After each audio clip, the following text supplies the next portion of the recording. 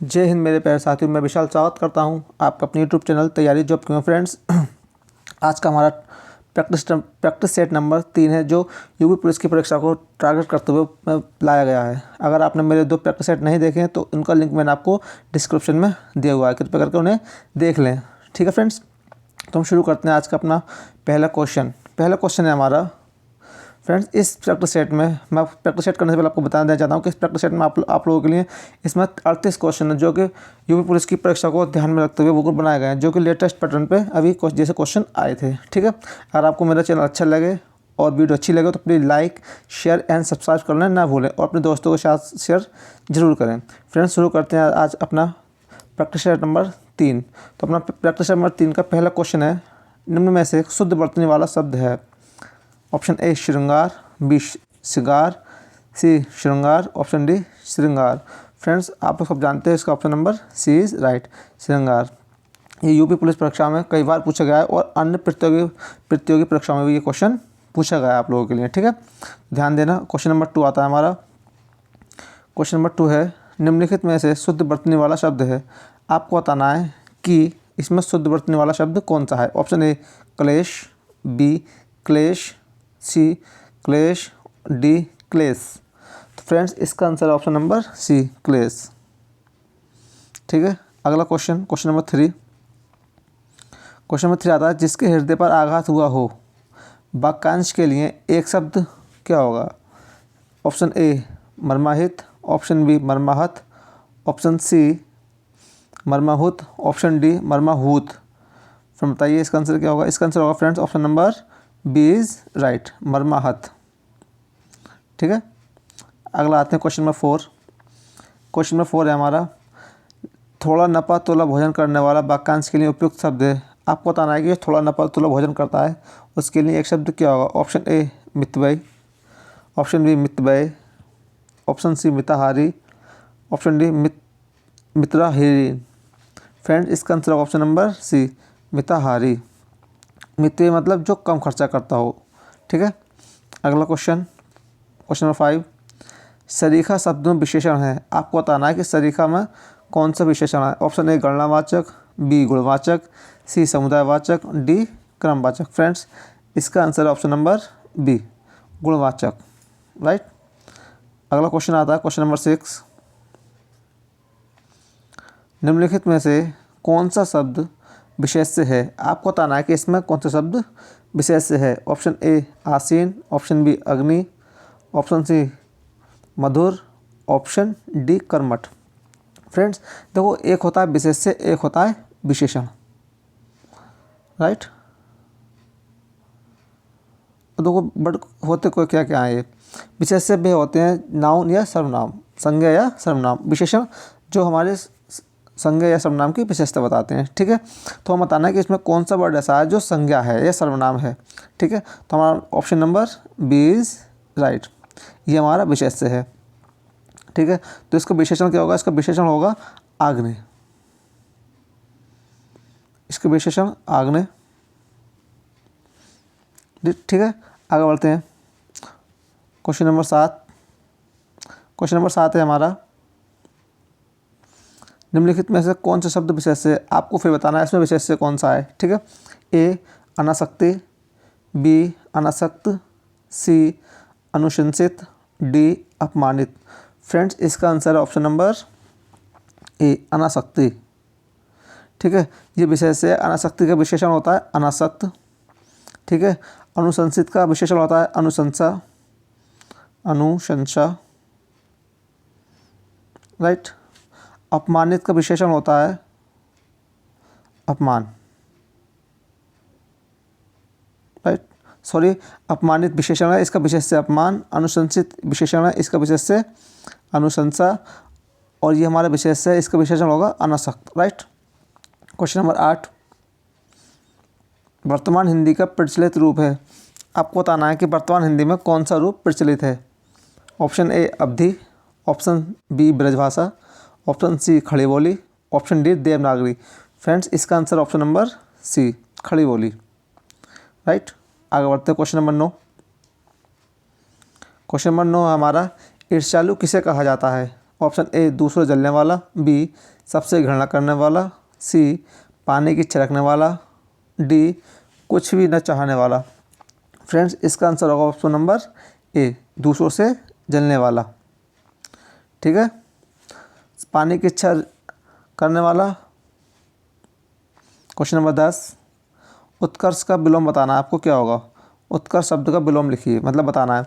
ए पतन, बी अपकर्ष, सी अपभ्रष्ट, D विकर्ष।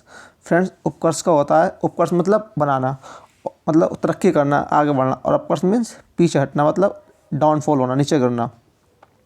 Question number 11 आता है हमारा, रामचरितमानस की भाषा क्या है? फ्रेंड्स एग्ज़ाम पीओ पॉइंट से बहुत ज़्यादा इम्पोर्टेंट क्वेश्चन है कि रामचरित की भाषा क्या है। ये क्वेश्चन कई भिन्न भिन्न परीक्षाओं में पूछा गया है आप लोगों से। जैसे क्वेश्चन नंबर ए हमारा ऑप्शन है हमारा ए अवधी, बी ब्रज, सी खड़ी बोली, डी भोजपुरी। फ्रेंड्स इसका आंसर है ऑप्शन नंबर ए अवधी बोली। रामचरित की भाषा क्या है? अवधी।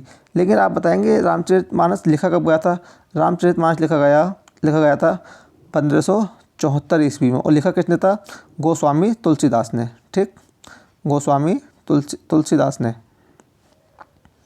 तुलसीदास। ठीक है, आगे बढ़ते हैं। अगला क्वेश्चन, क्वेश्चन नंबर 12 आता है हमारा, आगे कुआ पीछे खाई का अर्थ है। ऑप्शन ए चारों तरफ जल ही जल होना, बी रास्ते का बंद होना, सी दोनों ओर मुसीबत, डी बीच में से निकल भागना। फ्रेंड इसका आंसर ऑप्शन नंबर सी दोनों ओर मुसीबत। Option number C is right. Question number 13 आता है हमारा, निम्नलिखित में से शुद्ध वर्तनी वाला शब्द है। आपको तो आना है कि इसमें शुद्ध वर्तनी वाला शब्द कौन सा है। फ्रेंड्स ये मेरा प्रैक्टिस नंबर अपना 3 है। अगर आप लोगों को मेरा प्रैक्टिस सेट नंबर ज़रा सा ही पसंद आता है तो प्लीज़ चैनल को सब्सक्राइब करना ना भूलें, क्योंकि आप जब मुझे सपोर्ट करेंगे तभी मुझे थोड़ा मोटिवेशन मिलेगा, ताकि मैं और वीडियो आप लोगों के लिए अच्छी अपलोड कर सकूं। ठीक है, आप लोगों का पहला कर्तव्य है कि आप लोग मुझे सपोर्ट करें, तो मुझे ज़्यादा से ज़्यादा सपोर्ट कीजिए एंड मेरे चैनल को ज़्यादा से ज़्यादा शेयर कीजिए एंड सब्सक्राइब कीजिए। अगला हमारा ऑप्शन है अंतर्राष्ट्रीय। आपको तनाश में शुद्ध वर्तनी वाली शब्द कौन सा है? तो option number A is right, अंतर्राष्ट्रीय। ठीक है, अगला क्वेश्चन, आदिकाल के लिए वीरगाथा काल नाम किसने प्रस्तावित किया? ए रामकुमार वर्मा, बी महापंडित राहुल शंकरतयान, सी आचार्य रामचंद्र शुक्ल, ऑप्शन डी आचार्य हजारी प्रसाद द्विवेदी। ठीक है फ्रेंड्स, तो हमारा आंसर है इसका ऑप्शन नंबर सी आचार्य रामचंद्र शुक्ल। देखो रामकुमार वर्मा ने आदिकाल को कहा है चारण काल। ठीक है, राहुल शंकरतयान ने कहा है सिद्ध सामंत काल। ध्यान रखेंगे इस बात को, क्वेश्चन आता है सिद्ध सामंत काल। और आचार्य हजारी प्रसाद द्विवेदी ने कहा है आदिकाल। ठीक है, अगला आता है क्वेश्चन नंबर 15, दुल्हन गावहु मंगलाचार, हम घर आए राजा, राम भरतार। ये किसकी पंक्तियाँ हैं? आपको बताना ये पंक्तियाँ दी गई हैं वो किसकी हैं। A Tulsidas, B Kabirdas, C Surdas, D Udaydas. Friends इसका answer option number B Kabirdas ने ये पंक्तियाँ कही हैं। अगला क्वेश्चन आता है क्वेश्चन नंबर 16, मृगावती किसकी रचना है? Option A Usman, B Manjhan, C Qutban, D Jayasi. Friends Mrigavati हमारी कुतुबन की। अच्छा हम बताएंगे मृगावती लिखी गई थी, तो मृगावती लिखी गई थी 1503 ईस्वी में। ठीक है, अब उस्मान की बात करते हैं, तो उस्मान की सबसे फेमस रचना है, बहुत पूछी जाती परीक्षाओं में, चित्रावली। ठीक है, मंझन की है मधुमालती। ये परीक्षा में बार बार पूछी गई रचना है, इसलिए मैं आपको लिखवा रहा हूँ। जायसी की है पद्मावत और अखरावट।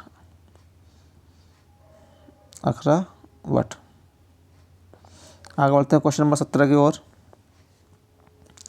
मुद्री का तत्सम रूप है। आपको बताना है जो मुद्री शब्द दिया है इसका तत्सम रूप कौन सा है। ए मुद्री, बी मुंद्री, सी मुद्रिका, डी मुद्रिका। फ्रेंड इसका आंसर होगा ऑप्शन नंबर डी मुद्रिका। ठीक है। अगला क्वेश्चन नंबर 18 क्वेश्चन नंबर का बताइए, निम्न में से कौन सा शब्द तद्भव है। आपको बताना है कि कौन सा शब्द इसमें तद्भव है। ऑप्शन ए मधुप, ऑप्शन बी भ्रमर, ऑप्शन सी मधुकर, ऑप्शन डी भंवरा। फ्रेंड्स ऑप्शन ए ये भी तत्सम है, ये तत्सम है और ये भी तत्सम। हमारा तद्भव शब्द है भंवरा और भंवरा का तत्सम होता है भ्रमर। राइट। आगे बढ़ते हैं क्वेश्चन नंबर 19। क्वेश्चन नंबर 19 आता है हमारा यथाशक्ति में समास है। आपको बताना है कि यथाशक्ति में समास कौन सा है। ऑप्शन ए अव्ययीभाव, बी तत्पुरुष, सी द्विगु, डी कर्मधारय। Friends option number A is right, अव्ययीभाव समास। यथाशक्ति में हमारा कौन समास है, अव्ययीभाव समास। ठीक है। द्विगु समास में क्या होता है, जिसमें पूर्व पद हमारा संख्यावाचक हो उसमें द्विगु समास। तत्पुरुष समास में जिसमें हमारे करण परसक हमारा जिसमें परसक दिए जिसमें हमारे कारक दिए होते हैं वो हमारा होता है तत्पुरुष समास। कर्मधारय में जो पूर्व पद हमारा विशेषण होता है वो होता है हमारा कर्मधारय समास। ठीक है। आगे बढ़ते हैं क्वेश्चन नंबर 20 है हमारा, निम्नलिखित में से कौन सा निबंध हजारी प्रसाद द्विवेदी का नहीं है।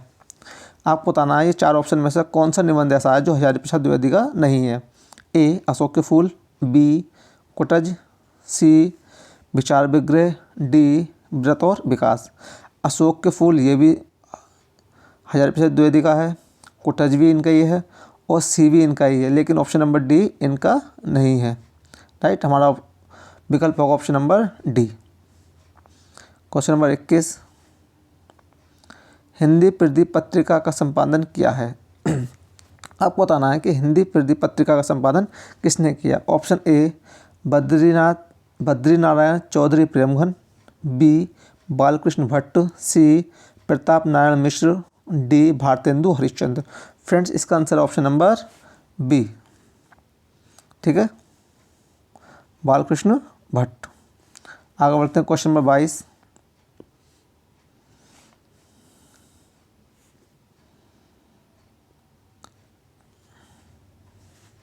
तेरी बरछीने हैं खलल के पंक्ति में कौन सा अलंकार है। ए रूपक, बी अनुप्रास, सी श्लेष, डी यमक। फ्रेंड्स इसका आंसर ऑप्शन नंबर डी यमक अलंकार है। अब हम बात करते हैं 3 के बारे में। रूपक अलंकार की परिभाषा कह रही है कि जिसमें उपमान का उपमान का अभेद रूप व्यक्त किया जाए वो होता है हमारा रूपक अलंकार। जैसे ये चांद ही मुखी चंद्रमा है। राइट। अनुप्रास में क्या होता है, अनुप्रास में एक ही वर्ण की आवृत्ति बार बार होती है, वो हमारा अनुप्रास होता है। एग्जाम्पल के तौर पर लिखते हैं रघुपति राघव राजा राम।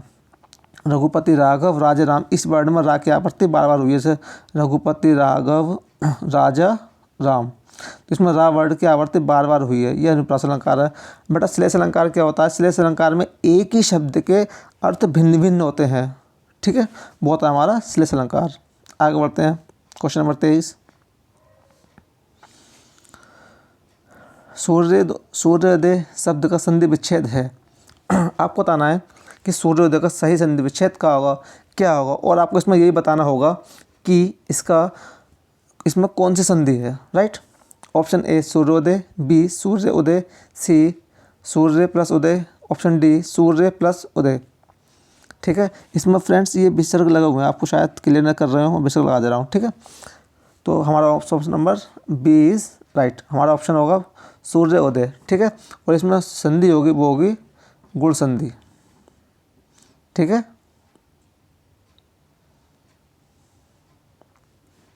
आगे बढ़ते हैं क्वेश्चन नंबर 24, निम्नलिखित में तद्भव शब्द है। आपको बताना है इसमें कौन सा शब्द तद्भव है। ऑप्शन ए भ्रमर, बी ए भ्रमर, बी अग्नि, सी मस्तक और डी मछली। देखो भ्रमर तो तत्समय इसका तद्भव होता है भौरा, पीछे अभी बताया था पिछले क्वेश्चन में। अग्नि का तद्भव होता है आग। ठीक है, लेकिन मछली हमारा तद्भव है। लेकिन अगर मछली तद्भव हो तो इसका तत्सम क्या होता है, एक बड़ा इसका तत्सम होता है मत्स्य, मत्स्य, राइट। आगे बढ़ते हैं क्वेश्चन नंबर 25 की ओर। पुल्लिंग वाचक शब्द बताना आपको कौन सा, मतलब 4 विकल्प दिए हैं आपको, इसमें बताना है इसमें कौन सा शब्द पुल्लिंग है। ऑप्शन ए कैमरा, बी पायल, सी प्लेट, डी तलवार। इसका answer option number A camera, ठीक है। क्वेश्चन नंबर 26,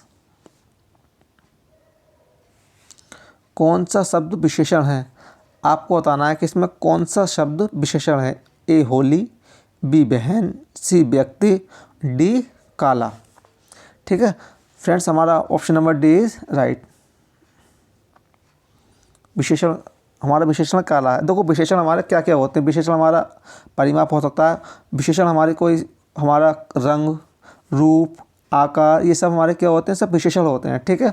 मोटा, पतला, है ना, ये सब क्या हमारा रंग, रूप और आकार, ये सब हमारे विशेषण हैं। क्वेश्चन नंबर 27 आता है हमारा, जब वाक्य में क्रिया की प्रधानता होती है तो वहाँ पर वाक्य होता है। ध्यान रखेंगे, जब वाक्य में क्रिया की प्रधानता होती है, देखो जब वाक्य में कर्ता की प्रधानता होती है तो वहाँ होता है कृतवाच्य, ठीक।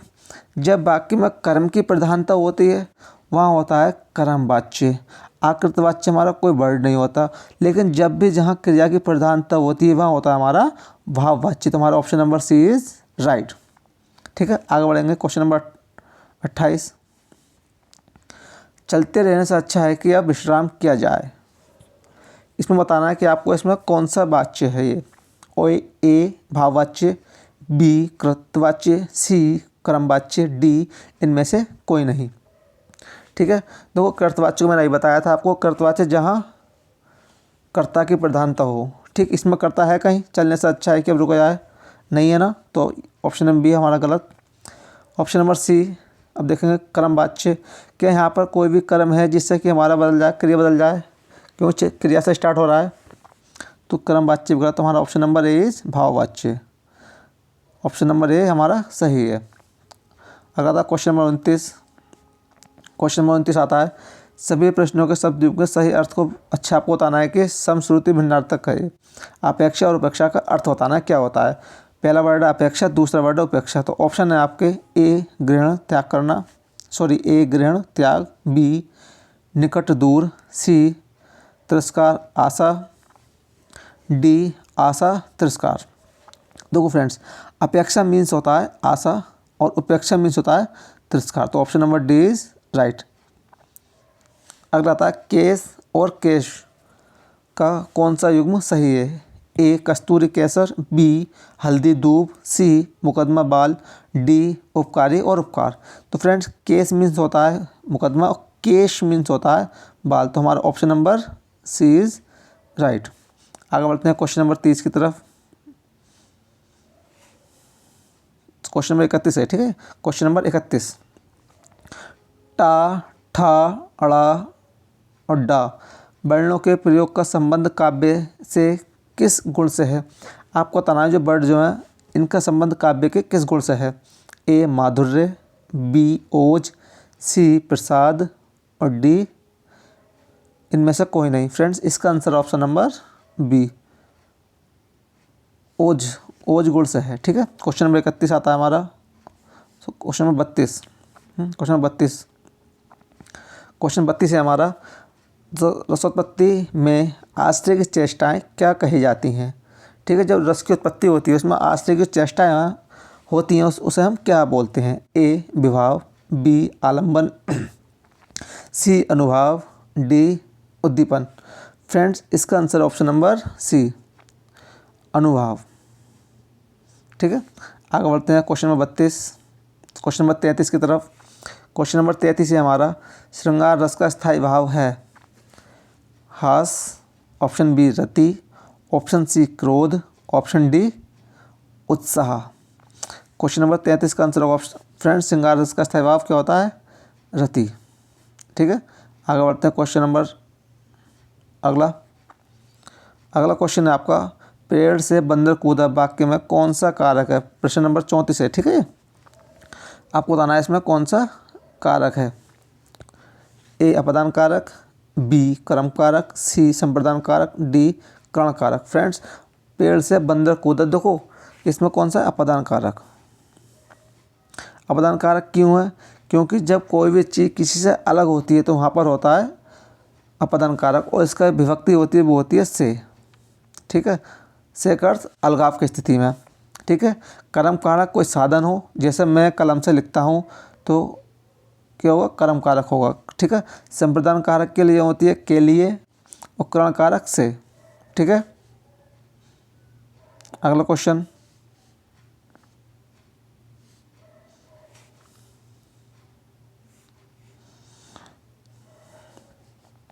एक मिनट फ्रेंड्स, वो कुछ गलत हो गया इसमें।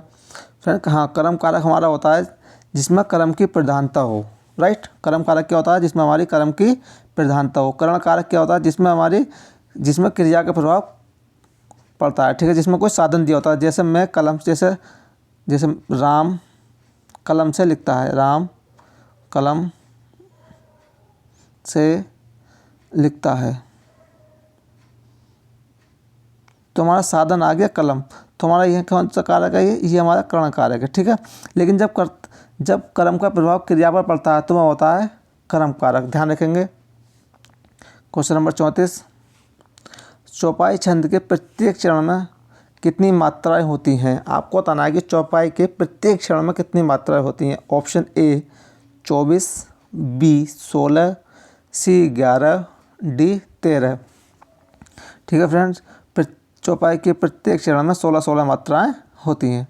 आगे बढ़ते हैं, अगला क्वेश्चन आता है हमारा टा वर्ग में किस प्रकार के व्यंजन आते हैं? आपको बताना है टा वर्ग में किस प्रकार के व्यंजन आते हैं। ऑप्शन ए कंठे, बी तालव्य, सी मूर्धन्य, डी दंते। फ्रेंड्स, इसका आंसर ऑप्शन नंबर सी मूर्धन्य। ठीक है, इसकी एक ट्रिक है KTM2। ठीक है, KTM2, कंठ, तालव्य, मूर्धन्य, दंत्य और ओष्ठ है। करेक्ट। तो KTM2 इसका क च ट तप है ना। अब देखो टावर पूछा है हमसे, टावर कौन सा है? टा किस मारा? मूर्धन्य में। और टा के जितने भी होते हैं ट ठ ढ ढ और अड़ा, ये सब हमारे मूर्धन्य होते हैं। राइट, आगे बढ़ते हैं। क्वेश्चन नंबर अगला, आदिकाल में पहेलियाँ लिखने वाले कवि थे। आपको बताना है कि आदिकाल में पहेलियाँ लिखने वाले कवि कौन से थे।